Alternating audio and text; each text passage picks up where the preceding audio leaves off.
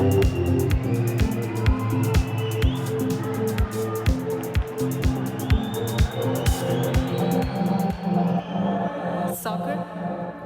situation.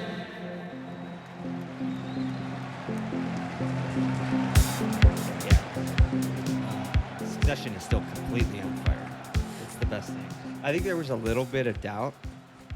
Spoilers ahead for Succession and Ted Lasso. I'm going to get that out of the way right now. I'll try. Skip ahead about 10 minutes probably. In here. the edit, I'll try to come back with a timestamp for you. But okay, everybody, go ahead and skip ahead to about 8:15 if you don't want to hear any Succession or Ted Lasso talk. Once again, skip ahead to about 8 minutes and 15 seconds if you don't want to hear me rant about Lasso and Succession. You know, Brian Cox's character died a couple of episodes ago in Succession. Tragically. Him being the centerpiece of the show. Obviously, the show being called Succession, I think it had to be inevitable that he died. Yeah. But I don't think people really doubted the quality of the show, that it could go on. But, yeah, it was weird to, like, kind of feel like what the gravity of the show is going to feel like, or try and guess what the gravity of the show is going to feel like without this guy. Without Brian Cox, He was been the such source a focal of point. most of the tension for every character. You know, he's the source of trauma for every main character on the show. Yeah, so where does that come from now? Or Yeah. where does the new tension build? Yeah, but of course they've mapped it out beautifully. It's super funny. Who's the younger, more handsome Skarsgård? He's in it now as kind of the new antagonist. He's like a tech billionaire that wants to buy their media conglomerate. Nice. Yeah, and he's fantastic. He's so awesome. But, you know, it's Succession. There's, I don't know, nothing new to talk about. It's just like so consistently excellent that unless I want to go through like a specific plot breakdown of the episode, I don't know what else to say about Start it. like a separate Succession podcast. Yeah, You yeah, could just yeah. go into pure detail on it. Yeah. I think it's more interesting to talk about Ted Lasso right now, though, because, you know, like a lot of teams in the Premier League, Ted Lasso's been having a bit of an up and down year. Yeah. Yeah. A little mixed bag. I think so. It's been a little inconsistent, but the last two episodes, I thought I was catching up and just one, but I caught two this past week, and they were both phenomenal. Absolutely phenomenal. So it's back. For now, it's At back. least it's on a winning run right now. A couple games together. Yeah, it's thrown a couple. It's on the trot. It's found a little form. Yeah. The first of the two, I'm talking about episodes 6 and 7. Episode 6 was my favorite kind of episode where there's no real plot movement on the main plot points. It's just all about character growth. All the characters go off on their separate ways and experience growth in one way or another. In this case, the team was in Amsterdam to play a friendly against Ajax, and which is fun seeing, you know, and Ajax pumps them like 7-0 or something like that too. But then anyway, you know, Ted gives the team a night on the town, no curfew, so everybody goes on walkabout basically. Perfect place for shenanigans. Right, exactly. So Ted himself goes on a psychedelic walkabout after some tea from Coach Beard, and it's amazing. I love it because, as I've said multiple times on this podcast, the real plot of Ted Lasso, it's about mental health awareness and his growth and, like, you know, how his ultra happy, chipper, you know, happy-go-lucky persona is repressing, like, tons of shit. Tons of, like, darkness underneath. Which, if you think sadness. about it, if you boil it down to that persona existed as a sketch for a commercial, and they were like, how are we going to flesh out a TV show about this guy? Yeah. What if it's secretly about the trauma that makes him behave this happy all the time?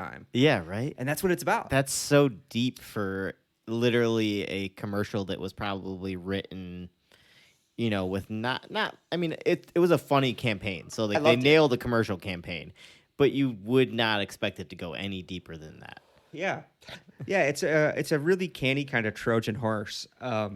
And it does it without being heavy-handed at all. It's funny because it deals with these really, really heavy topics, but most people would describe it as a very lighthearted, very positive show, you know? Yeah, absolutely. That's all That's I kind ever of hear what when it's people known talk for. about it is how Yeah. happy it is and how lighthearted it is.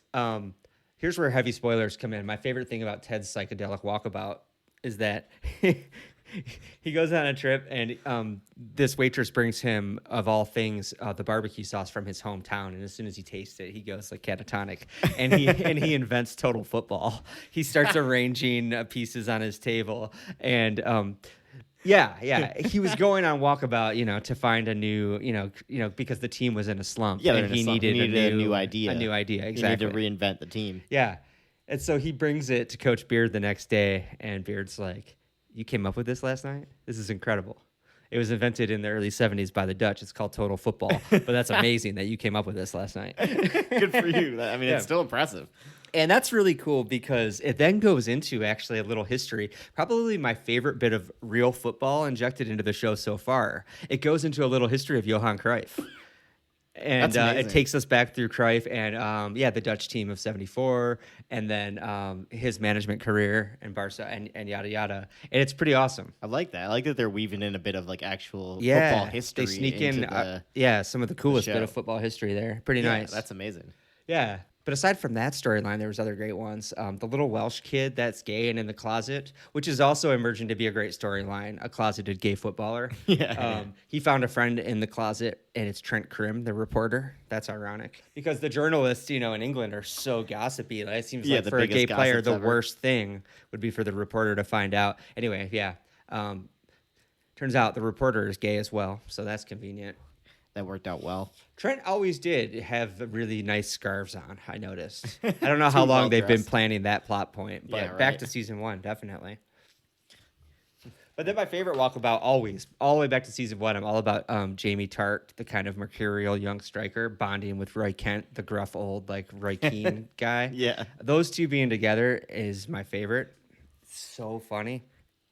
And after the team signed the fake Zlatan, Jamie kind of went rocky and enlisted Roy to, give him extra personal training sessions. So Yeah, they've been yeah. up before dawn running and whatnot.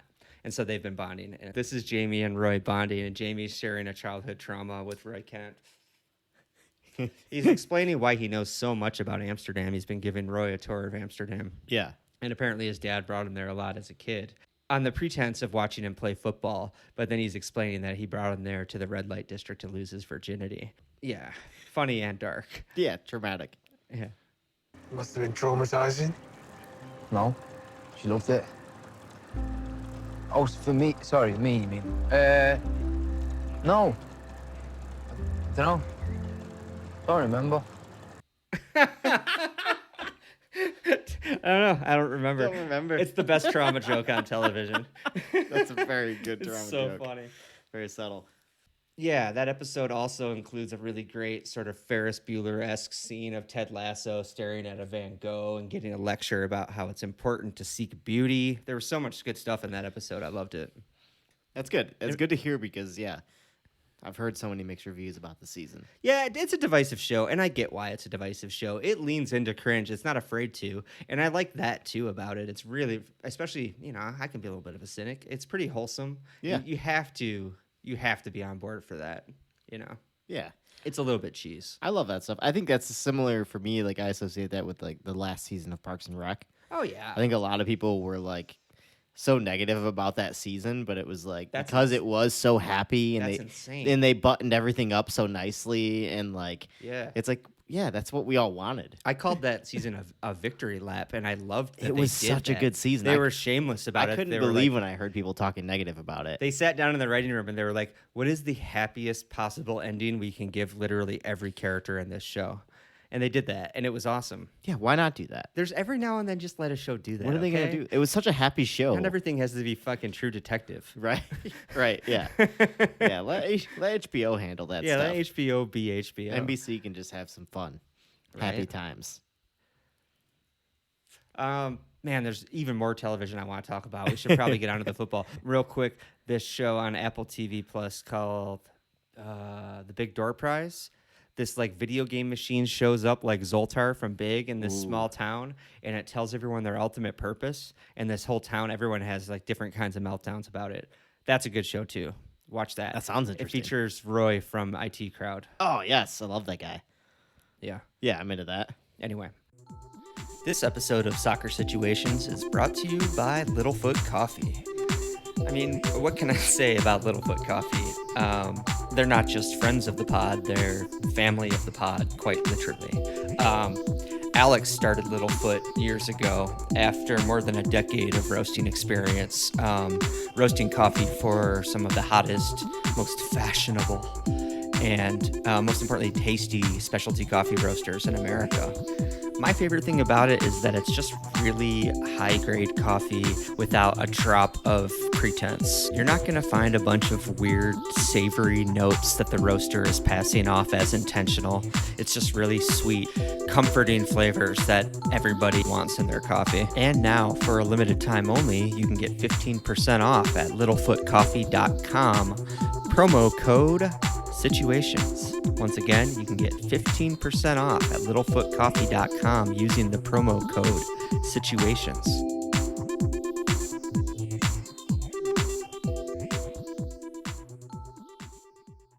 Let's talk about other silly headlines.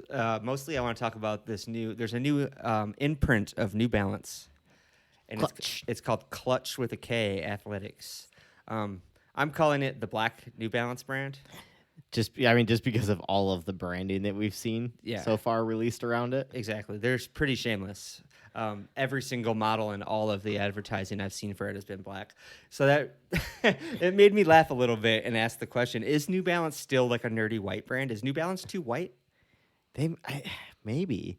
But I feel like I thought it got cool a while ago. I thought New Balance was coming up as like the trendy shoe right now.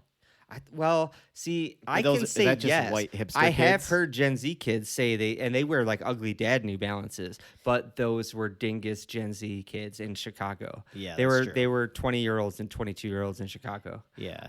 So So that's not really like fashion. One of them had good fashion sense though. I mean, I do think they're in fashion right now. Shout out! I don't think Deja is listening, but she was cool. She had good fashion sense. Good fashion sense. She was the only Gen Zer I've ever met that actually had good fashion sense. Yeah. I know like Gillis is wearing those big ugly New Balances now. Oh yeah, he's rocking some big Gillis white dad is shoes. as white as it gets though. I mean, he's a That Pennsylvania boy. That doesn't answer my question. No, that's what I'm saying. I don't know. I think it might like the fashion I see around New Balance might still lean heavily white. It might skew white still. White. Did you look at the clutch materials or the I saw just the promotions you showed me. The logo looks pretty cool, don't you think? The K. It does look good. I hate the text logo where it's just clutch with a K and the K is backwards. Yeah. And it's like a modern. It's so generic looking. Yeah. Clutch Athletics. Clutch Athletics is a terrible name. If they like refine it down to just the K, it's okay. Yeah. Yeah, and that was the other thing. I was like, clutch, is that cool still? That's another thing that like was a cool thing that black athletes would say. I think that's another piece of cool slang that black people said, and then white people co-opted it. Yeah. Like woke. But I feel like that happened so long ago. Yeah. That I like haven't even heard clutch really used. Yeah. A lot. I don't know at all. I suppose we don't need to focus too much on that. But I guess what I'm asking is so. When New Balance first moved into soccer, they did it via another one of their imprints, Warrior, which was a hockey lacrosse brand. And all of their football teams were the W of that brand on their kit. And so now I'm wondering if New Balance is going to introduce Clutch as their kit manufacturer in place of the New Balance brand. Do you think so? Or do you think they'll introduce it as an alternative like Nike did with Jumpman? Yeah, it's possible that like some teams will get it, like they'll have specific teams in mind that fit the Clutch brand, or like maybe they want to experiment with profile kits. These teams? Probably. Sure. If they want to be more experimental with a kit, they can use it for that. I do like the design of the K though; it's pretty cool. Yeah, I think if they did that on a kit, it would look like classy. I picture that embroidered on the chest of a kit, and I think it looks pretty good. Yeah, I think that would look nice. I don't know if the whole thing is necessary at all, though. After all that discussion, I'm like, it feels pointless to me. Yeah, because New Balance classic branding is so good. Yeah, it's simple. Like when they do the NB clean, it's such a clean logo. If you look at like the heritage stuff on their website, yeah, it's beautiful stuff. But I guess it's white. Yeah, that's the only real explanation. Because why start another brand just to do more New Balance stuff in a slightly different look? Yeah, I don't know. But it'll be interesting to see what happens with it. Yeah.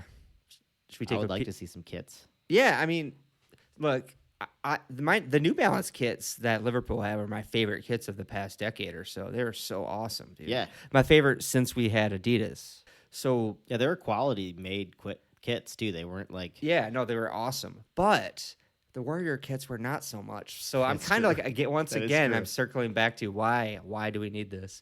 Just New Balance shit is dope. yeah. Just stick with what you do. Yeah. Anyway, I've got here in the notes a little glance over to Italy. Did you see what happened in Italy? It was pretty funny. Or Napoli could have locked down the title this weekend, especially after Lazio lost the day before. But now they choked and drew 1-1 with Salernitana. I thought it was a funny note that the Napoli game was rescheduled because there was a comic book convention in town. That seems so not Italian of them to reschedule the football game over For a comic book convention? Yeah. Right? And I also love the idea that the cops were afraid of controlling these two super dangerous crowds, one of them being a comic book convention. In a football Yeah. football fans. Yeah. But can you imagine a Braveheart style battle if a wave of like cosplayers with like fake foam swords and stuff, they turn around a corner getting ready. They're just like looking for food trucks. Yeah. And there's just like a wall of blue flares and Napoli fans, the Like craziest football people. hooligans coming yeah, at just them. charging them. It would be such a surreal fight, dude. Some guy dressed as like Captain America running out front. Yeah. I doubt it would be Captain America. It's in Italy, Alex. Yeah, but these are nerds, Todd. Yeah, it's They true. love that stuff. I wonder what the most popular superhero in Italy is. Captain Italiano. I'm going to Google it right now, live on the air. Who is the most popular superhero Throughout Europe. in Italy? No, I Oh, in only Italy care in about particular? Italy. Yeah, I don't care about Yeah, that's Europe. right. Top 10 oh, no, I don't want Italian American superheroes. I just want to know which one Italians like the most. Superman? It's probably Superman, I right? feel like Superman is probably who they like, right? Every country's most popular superhero. It's probably like a funny Italian one, though. Wait, this is just Marvel ones, but we're still going to go with Oh, this that's because fine. I'm already tired of Googling this. Marvel ones is good enough. Doctor Strange. The Italians like Doctor Strange. Yeah, apparently so. They like all that funny hand. They love moving the funny hands. hand stuff. They love the hands. Oh my god, dude. It's about the funny hand talking. Doctor Strange's Mhm. hand talking. Yep. And he lives in New York. Yeah, he's Italian. The Italians Talks love with his Doctor hands. Draws the circles. Strange. That makes so much sense, actually. Draws the circles like a pizza pie.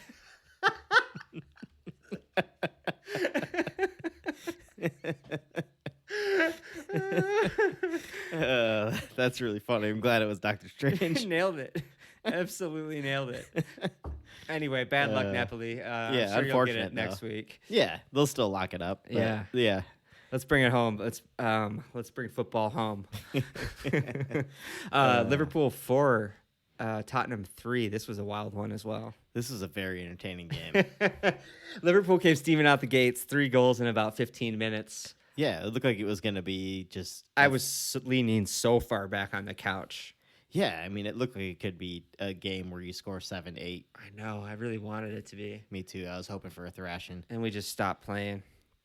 Yeah, Tottenham got some. One by one, my nightmares unfolded. It was seriously like a monkey's paw curling. First, Harry Kane scored a goal, and then Hyunmin's son scored a goal. And then last but not least, the worst of all, Richarlison came off the bench and scored his first Premier League goal of the season against us. First goal. He rips off his shirt and runs to the crowd and does his stupid little pigeon celebration. dude, that made me which so like, mad I to see. kind of like. I respect it at least. He's embracing the insult because he undeniably looks like a pigeon. But thankfully, I don't know. The monkey had a thumb.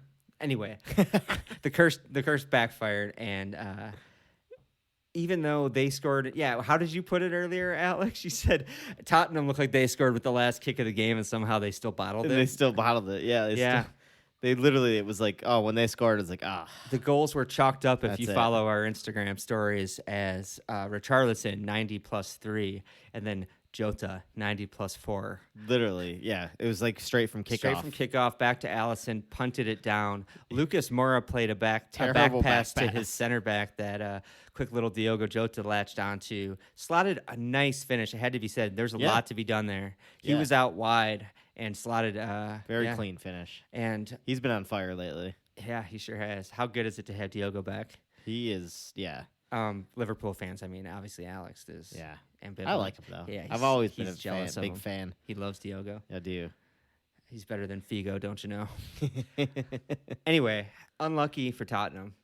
I think they probably deserve something from that game. Yeah. We should talk about the Jota skip incident. Jota kicked Oliver Kicked him Skip square in in the the temple. Like it was it was brutal. He got studs right in the face. He was bleeding. I can't believe Jota didn't go for that. It was stunning. Yeah, initially I thought it was like a high boot in like the chest high area, and I thought maybe that was like, oh, okay, maybe yellow card for that. It's fine. And then the replay came, and it was a square. It hit him right in that temple or forehead area. Dude, he blasted him. And Just about the worst place you can kick someone in the head. Yeah, yeah. And it was stud first. And it was very high, too. Yeah, it was high. He wasn't really stooping that much. Like, he wasn't really low to the ground with his head or anything. The only reason I can think of that Jota stayed on is because earlier in the game, Skip laid a heavy tackle on the ankle of Luis Diaz. And I wonder if Tierney had a thought, well, this motherfucker should have been off earlier. I better let this one slide as an equalizer. Which was a point that Jurgen Klopp made when he was asked about the Jota foul after the game. But, I mean, I'm just going to, I'd be crazy to deny it. I was stunned that Jota stayed on the pitch after that. Yeah. And then for him to go on and score the winner is just even funnier. It's so Tottenham, dude. Yeah. It's so fucking Tottenham. Oh, yeah. You can see why they're so furious about it. Yeah, I would be too. I'd be absolutely furious. But instead, I'm giddy. Yeah. And joyful. Instead, we just get to enjoy it, every moment of it. Right. Believe it or not, we just watched an even more insane game than that. We just came off of Leicester 2, Everton 2. Probably the most clutch relegation game left in the lineup, or one of them. Yeah. Yeah, this is a huge game. Massive points. I think, and you could see it too. It was I think it was a fun game because you could see both teams were desperate to win it. Yeah, it was a wild game. As the commentators said, neither one of them wanted to draw, which, spoiler alert, that's what happened. But we saw so many like insane incidents of every variety: shenanigans, skills, mistakes, funny goals, funny non-goals. Yeah, everything. It was crazy. It was like a football carnival. It was end-to-end madness, back-to-back incidents. I didn't do a super good job taking notes. Did you have a favorite moment from it? No, I don't know if I should have taken notes too as well. The one thing I do have is like the one note you have down here. The Calvert-Lewin chance? Yeah, the Calvert-Lewin chance that he played directly into. Wow. He literally had the whole goal open. He was about 3 yards out. The ball falls to his feet. He has at least 2/3 of the goal just gaping wide open. Yeah. And he somehow like really limply just rolls the ball directly to the keeper instead. It's such a strange it's a tough one. Yeah, he kicked it right off right back to the keeper's foot, basically. Yeah. And then Leicester breaks straight down the other way. Vardy does his thing. Yeah, it's like just two passes. Boom, boom. Yeah, out. boom, boom. Vardy's out and goes for a lob, and it just like agonizingly clips the top bar. It doesn't go in. It was so close to being an epic moment. I think that moment would have relegated Everton if that had gone in. Yeah. The game would have been 3-1. Like too of a crushing blow. Straight from that chance at the other end. Calvert-Lewin could not believe he missed. Yeah, if that lob had dropped in, that agony would have, just crushed Everton. Yeah, it would have. That would have been it. I think it probably would have been. That's so deflating. Right? But Leicester's goal, too, their first goal was super nice. That Vardy's first goal. Oh, yeah. Another classic Leicester goal. Great Tielemans interception, and while he's intercepting it, he plays a beautiful little flick back through to Maddison, and then Maddison plays that ball through to Vardy. Yeah. It's just beautiful little play, and then a classic Vardy rolling back the years. Yeah, that just did. Dragged it past the keeper perfectly and finished it. That did look like vintage Ranieri Leicester, didn't it? It did. It really did. And for a minute, it kind of looked like they were going to take Everton apart, but you got to give it to Everton. They had a lot of fight. They had a lot of fight, and they had it just as many chances. Yeah, you could argue that Everton should have won that game by the end. They were on every ball for the last half hour of that game, I would say. Yeah. Oh, yeah. Vardy also had that. Tarkovsky cleared one off the line, too, with Vardy. Oh, that's that right. header that he headed straight at Tarkovsky. And did we mention the missed penalty? Oh, no, we didn't mention the missed penalty either. So much action. There was so much action. Yeah, I called it. There was a penalty change or a penalty taker change. Tielemans had stepped up to take it. Had the ball. And then Madison displaced him. And I said, this fucker's going to try a Panenka and it's going to get saved. And he didn't go for a Panenka, but he did hit it right down the middle and it did get saved. Easy save. Yeah. Yeah, Pickford didn't move. And then that boosted Pickford's ego enough that he celebrated while being 2-1 down with his team deep in the relegation zone. Did a cool little fist pump move. Yeah, that was pretty embarrassing. I guess you have to when you're a keeper if you save a penalty like that in that situation. It was just funny because it was like delayed because he waited till like the halftime whistle to do that celebration. Yeah, it's true. He was hyped.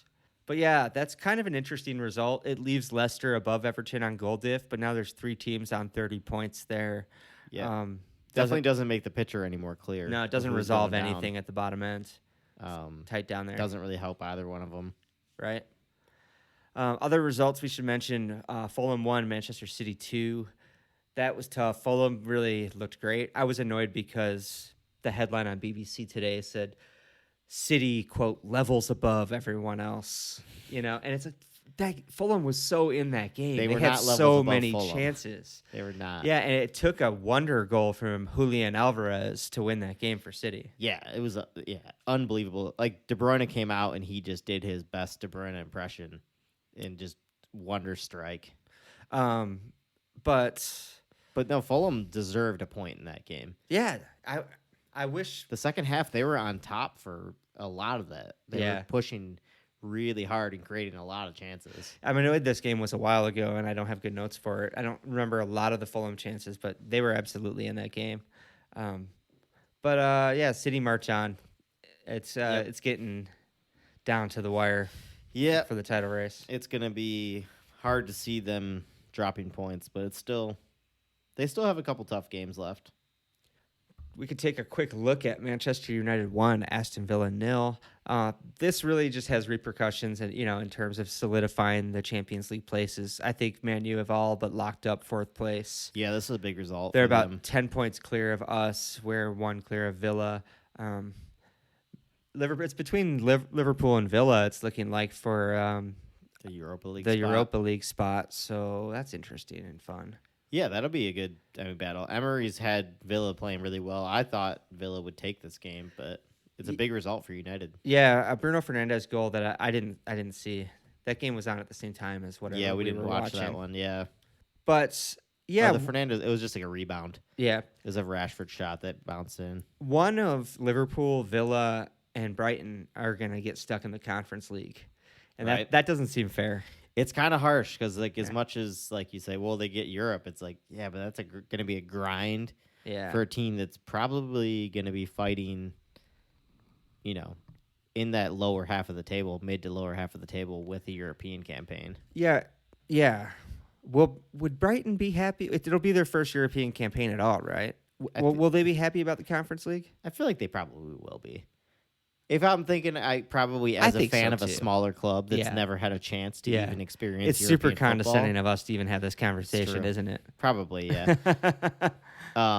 But you will say it is, if we're not wrong about the fact that it's going to be really hard on them next season if they have Conference League games. No, they'll have to expand that squad a little bit. Yeah, they're going to have a smart summer, and Brighton could be a team that obviously can because they have a very smart back room. Yeah, but they have the added challenge of they're always going to have outgoings as well. It's true. They have to sell. So they have to expand the squad while they're losing players. It's going to be tough. It's tough. Yep. But, I'm sure they'll still be excited about it no matter how it goes. Yeah. You want the challenge. I definitely think De Zerbi's up for the challenge. That guy, he's fun. Yeah, he is fun. He's feisty. I like him. And I hope he stays around for a while there. I know. He's already being linked with Inter, I think. I know. I don't like that. Poor Brighton. They're too good for their own good. Do you think Potter goes back there if De Zerbi moves on? I wouldn't rule that out. Makes sense. I don't think he left on bad terms, right? Oh, no, I don't think so at all. Yeah, I could see him moving back there if he doesn't take another job first. Right? So as you may see, that's where my notes run dry. So for the weekend fixtures, I mean, we only have one. We have one game left. Well, yeah, this round is crawling through the week one by one. It's a very strange round of fixtures. Yeah. Let's just go through the week one by one. Tomorrow we have a massive game. Yeah, Arsenal-Chelsea tomorrow at 3 p.m. So, yeah, this is the chance for Arsenal to get an easy W on the board when they really need one. Yeah. Yeah, this is a moment they cannot afford to slip up in. Is Arsenal winless in 5 right now? I think so, yeah. Wow. Yeah. Who would have guessed? I know, it's rough. It's rough. I'm sorry. Because we were 10 games unbeaten, which sounds great. Right. Before the City loss. But those 3 draws leading up to that is brutal. So wait, no, it's 4. Winless in 4? And it's winless in 4, yeah. Okay. Leopold, you be good. Don't hit the camera. God damn it, Leopold. You're gonna get some cat ass shots.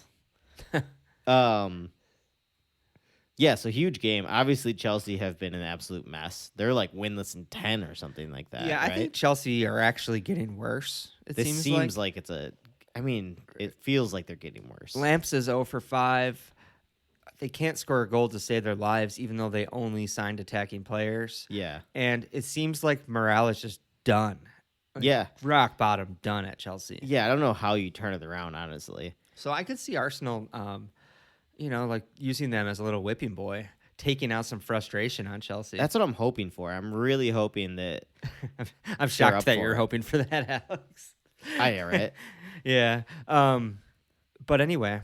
But they need it. I mean, it's huge. It's huge for both clubs because Chelsea, I mean, they have not even come close to winning the game lately. No, they haven't. So they need something desperately. Yeah. So I guess they're the wounded animal.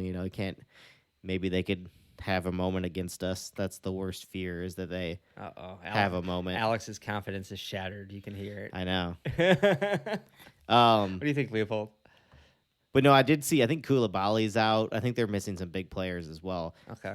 So in positions where they don't have 30 players to put in. So yeah, let's hope for we owe them a thrashing because they've done it to us a few times. So right. Let's hope. Yeah, let's hope. I would like to see it. It's at Arsenal, right? Yep, at home too. So that's good. Okay.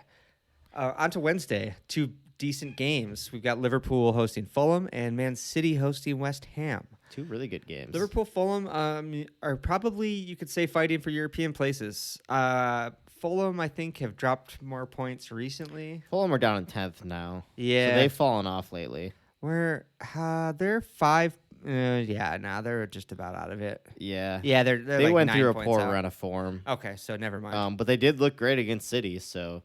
Yeah, I mean, our defense still looks pretty shaky. We haven't quite figured out how to play 3 at the back when Trent pushes forward into that new fancy box midfield. Yeah. But Trent has got 6 assists in his last 4 games, so I don't think we're stopping that anytime soon. No, that's going to stay. He's going to work on figuring out the rest of it. He's back there just dropping bombs. But we got to figure out the defensive situation, which is a very familiar situation for us. Yeah. City, West Ham, West Ham can be a banana peel, dude. I don't want to get your hopes up. No, but I know. You know what they're capable of on their day. Yeah. I mean, I didn't have my hopes up for Fulham, and then Fulham gave me hope in that game. They had moments that, it was frustratingly hopeful that they were going to get a point out of that. Yeah, dude. West Ham with, Paqueta and Lanzini in midfield, and when Antonio's on form. And their back's against the wall. They're in the mix. They have to win. Right. It's a fun little Wednesday. Thursday, 1 game, but a huge game. Big game. Brighton and Hove Albion hosting Manchester United. Yeah, that was a game I can't wait to see. Yep, it's definitely a fight for European places there. A scrap to stay out of the Conference League. United have all but consolidated Champions League. So this one, I feel like Brighton has more motivation. Yeah, I was gonna say for you, I feel like a Brighton win would be important. Would be give you a little bit of hope that maybe you have a chance of catching United. There's an outside chance of it. Yeah, I'll latch onto that hope. You know, if they drop a couple points here and there, suddenly things look a little different. Right. Um, I got to remember, though, that Brighton, if they win both games in hand, are still ahead of us on points. I was gonna say Brighton's. Yeah, I guess that. But yes, this is the game I want them to win, obviously. Yeah, if they're gonna win one of them, this is one you would be helpful for you. Oh, wait, no, they still have to play Everton, too. They have to win all their games. It's fine. Brighton can have the Champions League spot. I don't care. Because that's also fun. If they beat United and they relegate Everton, it's all good. That's actually a great season for everyone. Anyway, good games coming up. Should we even go to the weekend? I don't know.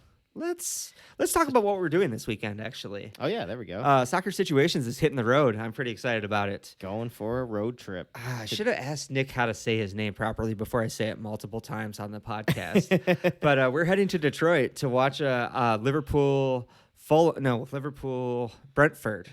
Brentford. At the Detroit City Football Club clubhouse. Yeah. With comedian Nick Tenaglia. I hope I'm saying that right. Anyway. Nick, we apologize if that wasn't right. Yeah, no, Nick is a Detroit-based comic that we've been trying to get on the podcast for a little bit. So we're going to go out to DCFC, watch a match, and then I think we're going to stay for the DCFC game against Tulsa that night. Yeah, might as well. Right? Works out well. Yeah, we'll send plenty of footage back from the DCFC camp. It's a good scene there in a good scene there. Hamtramck, Michigan. So that's really exciting. Also, before that, we have here in Grand Rapids, down at Las Conchas, the futsal and street soccer courts. They kick off this Friday, Cinco de Mayo. Yeah. Oh, Cinco de Mayo is this Friday. That's exactly. Right. Yeah, the Soccer Rebellion Liga kicks off. Hell yeah. And I'll be down there for that on Friday. I'm super Doing excited about that. Oh, dude, I bet they're going to have food trucks and stuff down there, I'm aren't they? sure there will be good food on hand. Ooh, yeah. I might be going to that as well. Yeah, we hope to talk to Soccer Rebellion before then, too. I've been bad about scheduling that, but I hope to get with him, the organizer of the league, before that kicks off. Nice. So, anyway, yeah, That's awesome. Fun stuff happening. Oh, that's right. We'll see if you get to see any of it. Yeah, I'm not going to commit to putting this up because there may be video happening at this moment. There does exist video of this podcast officially right now. I think we've recorded about 5 episodes before the audio ever made it out to public. So with video, I think Could be a couple we'll more. probably have about 10 test video episodes before we actually put one up. Yeah, that's going to be... TikTok is our future. Is it? It's about to be banned, I think. Until it gets banned by the U.S. government. I mean, as soon as people my age are onto TikTok, the kids move on to something else. It's true. They sense the 42-year-olds getting on the talk, and they're like, what's next? We're the end. We signal the end of TikTok. Good stuff. Any other headlines? Should we call this No, one? I mean... It's funny. I just saw the one thing I was like, I'll just say this real quick just because I saw this and it's a little frustrating. But Newcastle has been fun to watch lately. Oh, yeah. Newcastle's been great. I mean, we don't have to talk about any specific results or anything, but just I want to shout out Isak because he looks like the striker that we all dream of. Yeah. Like he just looks like the mold Henry-esque. Yeah, he kind of dances. Lanky a little bit like dances that. down the pitch. Dances down the sideline. Kind of glides. Yeah, very smooth the way he plays. Yeah. So I'm jealous of that one. Yep. Sadly, that Newcastle project is coming together annoyingly smoothly. Yeah, they look really good. Way more smoothly than City did when they first got going. Yeah, City was kind of a mess when City they had first so got many going. false starts. When Yeah, they they what was it, Mark Hughes? Yeah. And they spent a ton of money right away on players, and it was kind of a mess. There was the big Robinho signing. Yeah, Robinho. And he thought he signed for United. Yeah, that was kind of a mess of his career at signing. He had a couple moments, but nothing great. Yeah. But yeah, I guess I'm gonna enjoy this last little bit of enjoying Newcastle because I think fairly soon I'm just gonna hate Newcastle. Well, they stole your chief scout, right?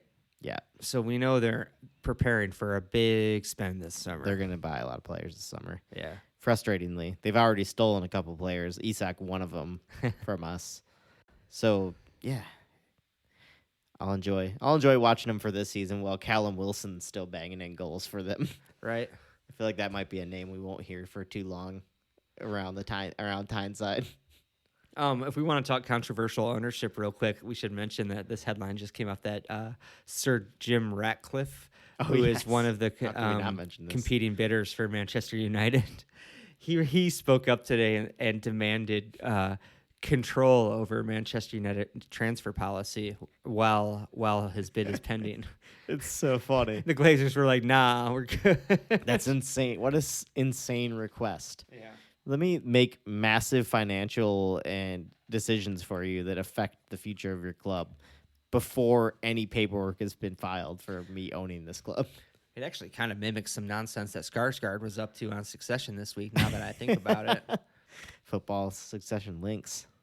Oh, dude, Succession is life, Alex. It's everything. I see it everywhere.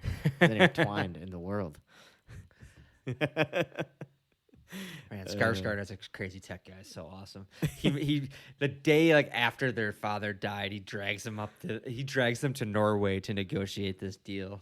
He drags them like literally out of their father's wake, and he has this like spread like set up at the base of a mountain, but they have to go up a cable car to him to like in this like chalet at the peak where he's sitting like a king, like a Norse god. That's even amazing. Though he's Swedish in it, and maybe in real life, Swedish in real life too, right? Anyway. Sounds like we're back way up. We're back on Succession. We're gonna bookend every podcast with Succession from now on. Succession to start, Succession to end. Yes. Now we could probably call this one. What do you think? Yeah, I think so. All right. Thanks y'all for listening to Succession soccer situations. Soccer situations. Yeah. We're really looking forward to this weekend in Detroit. We're gonna have some really fun stuff coming up for y'all in the coming weeks. Yeah. Who knows how long it'll take me to edit road recordings, but yeah. Hopefully it goes smooth. Yeah. Cool. Thanks, y'all. Bye. Later.